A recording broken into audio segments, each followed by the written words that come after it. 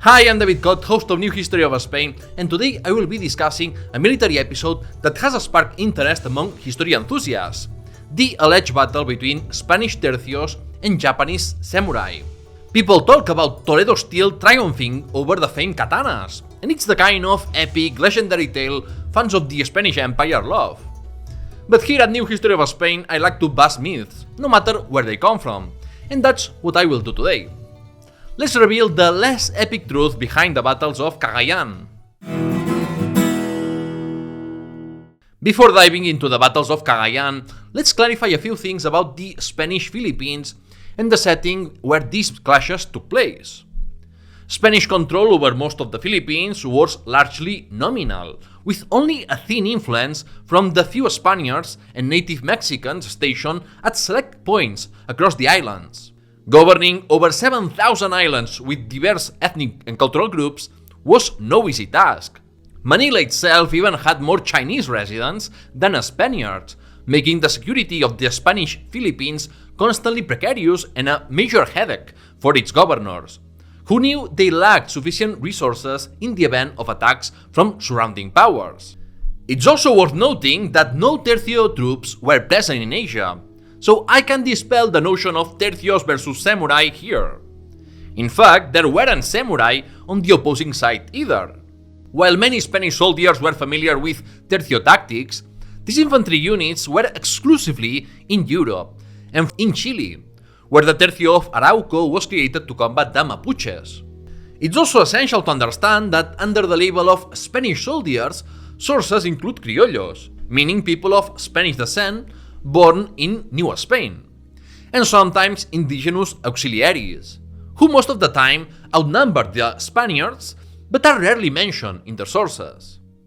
In Cagayan, there were more Filipino and native Mexican auxiliaries than Spaniards, similar to how Roman legions integrated native Hispanian auxiliaries with their own weapons, tactics, and organization during the conquest of Hispania. The same applied here. In the early years of Spanish rule, the Filipinos weren't organized or armed like the Spaniards. Now, if we focus on the Cagayan region, we will see it's in the north of Luzon, the largest Philippine island where Manila is located. Spaniards considered Cagayan a high-cost, low-reward region due to its belligerent population and internal conflicts.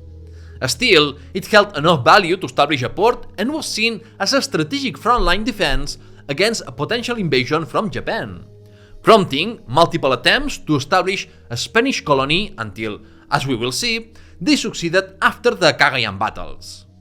One of the primary challenges the Spanish faced in their early years of Philippine conquest and colonization was piracy. While the image of Caribbean pirates and privateers from England, the Netherlands, or France is prominent in a Spanish collective memory, piracy in the Pacific was a more significant issue in the 16th century. The Chinese used the term Wako for the Wa pirates, China's ancient name for Japan, a growing issue from the start of the Ming Dynasty in the 14th century, peaking along the Chinese coast in the 16th century. The situation became so severe that China decided to ban trade with the Japanese, ironically fueling more violent actions. However, most Wako pirates weren't Japanese. Chinese sources indicate that 70% were Chinese, and the remaining 30% were mostly Japanese, though there were also a few Koreans, Cubans, and people from Southeast Asia. Wako bands included low-status individuals, ruffians, exiles, traders, and ronin, meaning masterless, unemployed former samurai. Thus, we cannot talk about samurai in the Cagayan battles because a samurai was a warrior who served a feudal lord. Like pirates everywhere, Wako weren't just pillagers, they were also smugglers, businessmen of sorts. The line between piracy and legitimate trade was thin in the early modern period, often two sides of the same coin. During Japan's civil wars, the Wako were sometimes under daimyo or feudal lord protection, acting as privateers. These included clans like the Matsura of Hirado or Shimazu of Satsuma, who could profit from smuggling or use the Wako as a navy when needed. Pirate groups settled in Taiwan, the Philippines, and Indochina. Still, pirates were always less well-equipped than a regular army or navy, and couldn't match their discipline and organization, a fact worth considering when evaluating encounters with pirates. Regarding piracy in the Philippines, rumors circulated in Japan about the wealth of gold there. And the Manila galleon, loaded with precious metals and goods for and from New Spain, became a prize target. Even before the Spanish established themselves on Luzon, records mention Chinese and Japanese ships trading silk, porcelain, and silver for Luzon's gold, wax, and hides. They also captured natives as slaves. In 1574, soon after its founding, the Spanish colony of Manila almost disappeared in a surprise attack by the Chinese pirate Lin Feng, also known as Limahong, with around 3,000 men of Chinese and Japanese origin, causing numerous Spanish deaths. Japanese piracy in Luzon was so problematic that many Chinese merchants didn't dare leave Manila to return to China. That worried the Spanish, who thought the Chinese might stop coming to the Philippines. For this reason, and to ensure the Spanish government's survival in the Philippines, they had to take serious action to eliminate piracy in these seas. Barely a decade had passed since Miguel López de Legazpi seized Manila from its Islamic rulers, when in 1582, the Japanese pirate known in Spanish sources as Taifusa sailed with numerous ships to Cagayan province, located at the northeastern tip of Luzon. There, he established a coastal settlement in what is now the city of Aparri, at the mouth of the Cagayan River. The name Taifusa doesn't sound very Japanese, but it could come from the Japanese title Taifu-san, used to refer to high-ranking officials. Although the leader of the Cagayan Wako was very likely Japanese, it doesn't mean all his crew members were Japanese. Just like when we refer to Spanish soldiers, which includes more than just Spaniards. Taifusa's pirates appear to have been free agents, rather than privateers in anyone's service. So framing the Battles of Cagayan as a conflict between Spain and Japan would be highly inaccurate. Taifusa's Wako settlement was intended as a pirate base for Japanese exiles and fugitives, as well as a commercial base due to its proximity to Japan. However, Spain was unwilling to tolerate such a problematic presence so close to Manila. In June 1582, the governor of the Philippines promptly sent the veteran captain Juan Pablo de Carrion to Cagayan to combat the Asian pirates and replace their base with a Spanish settlement. Spaniards were few in the Philippines, so Carrion had only 60 Spanish soldiers on a galley and 5 smaller vessels, an undetermined number of sailors, and an estimated 100 Filipino soldiers, who outnumbered the Spanish and are often omitted in historical sources. With fewer than 200 soldiers, the expedition set out from Manila, skirting Luzon's coast. Of the 3 Cagayan battles, the first was the easiest, involving an unrelated Chinese pirate ship, which the Spaniards captured using artillery and outfitted with a crew of 17 men. The second battle took place near Taifusa's base, though it's uncertain if the enemy ship was part of his crew. The Wako junk ship had just attacked a fishing village when the Spanish galley inflicted heavy damage, killing many pirates with arquebuses and artillery. The galley then intercepted and boarded the junk, only to find thousands of pirates armed with pikes and katanas and equipped with several arquebuses. To the Spaniards' surprise, the pirates managed to board their ship in return. In a desperate situation, the Spaniards barricaded themselves at the stern of the galley and regained the initiative. Their fortunes improved with the arrival of their supporting small vessels, which ultimately decided the battle. Under artillery fire, the pirates abandoned the junk, leaping into the sea, where many drowned under the weight of their armor. The Spaniards also suffered a few losses, including the galley's captain. Juan Pablo de Carrion's men then reached the mouth of the Cagayan River, where they found a fortified area on one riverbank and 18 sampans, a small, simple boats commonly used in East and Southeast Asia that could carry fewer than 15 men. After sending their smaller boats to scout, they reported spotting up to 1,000 pirates, though this number shouldn't be taken literally. With the galley already damaged from the prior battle, the Spaniards decided to disembark a bit away from the pirates' base and establish a fortified position with cannons, allowing them to fight in better conditions away from the enemy's artillery and fortifications. The Spanish vessels sailed slightly upriver, setting a trap that lured the Wako to fight on Carrion's terms. Original sources exaggerate the last stand and the number of enemies, but estimates indicate that 200 to 600 Wako attacked the Spanish, who were outnumbered, with fewer than 150 soldiers left, including the Filipino auxiliaries. The arquebusiers and artillery kept fighting, but with so many attackers, some pirates reached the pikemen defending their comrades. The Spaniards even coated their pikes with grease to make them slippery and prevent the enemy from seizing them.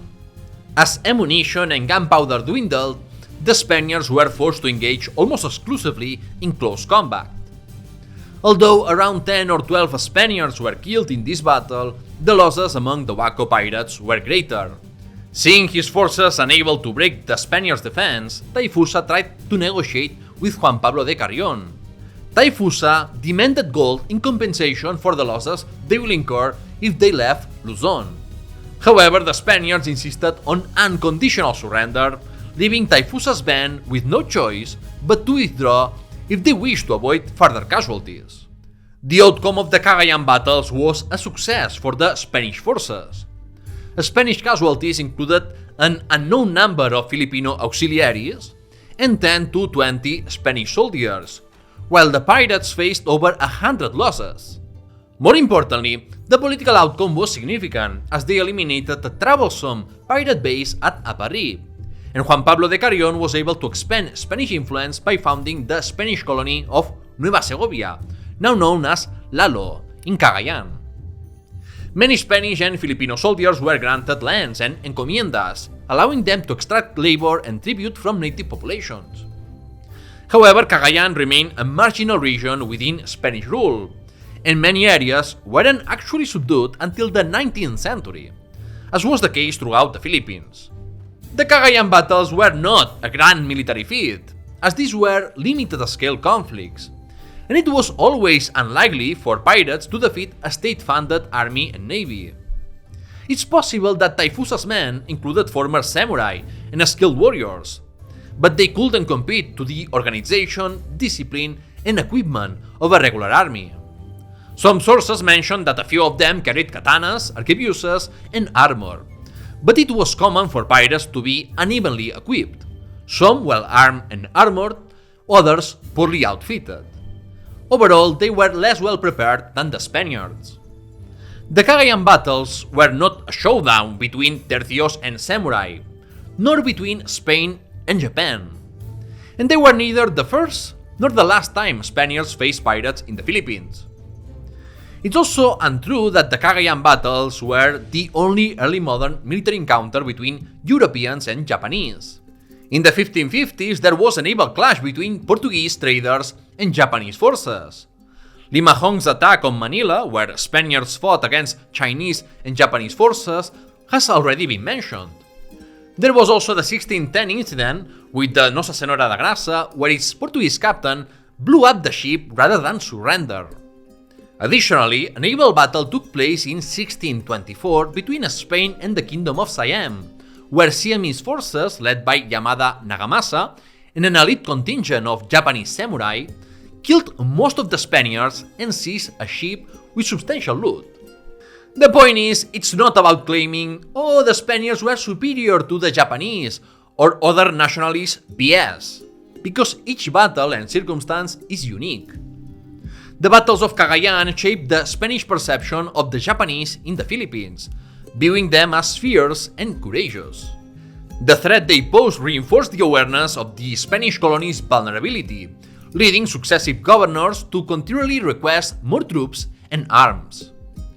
Gonzalo Ronquillo, governor and captain general of the Philippines from 1580 to 1583, described the Japanese after the Cagayan battles in a letter to King Philip II. Quote, The Japanese are the most bellicose people to be found around here. They bring artillery and many arquebuses and pikes. They use defensive iron weapons for the body, all of which they have by the industry of the Portuguese, who have shown them for the pain of their souls." End quote. The problem with Japanese pirates persisted for another 2 decades, as they continued to make incursions around Cagayan and shifted their activities and base to the Lingayen Gulf, in Pangasinan province, on the western side of Luzon. Although there were incidents of violence and conspiracies, the Japanese established a merchant colony in Manila, similar to their settlements in Siam and Malacca. Ultimately, it was the Tokugawa shogunate's isolationist policy that halted Japanese maritime expansion. Japanese piracy activities also ended when Governor Francisco Tello of the Philippines reached a trade agreement with Shogun Tokugawa Ieyasu, who then ordered the execution of pirates and their families and brought foreign trade under government control. And that wraps up this episode. If you enjoyed it, please give it a like and subscribe to New History of Spain on YouTube and as a podcast if you haven't already. You can enjoy exclusive benefits like early access and even a shout out in an episode by becoming a Patreon at patreon.com/newhistoryspain. If you want me to talk more about Spanish and Japanese encounters in the early modern era, please let me know in the comments. In the Spanish version of the show, I created a whole series on this topic, so maybe I could translate other episodes. Thank you for your attention and see you next time!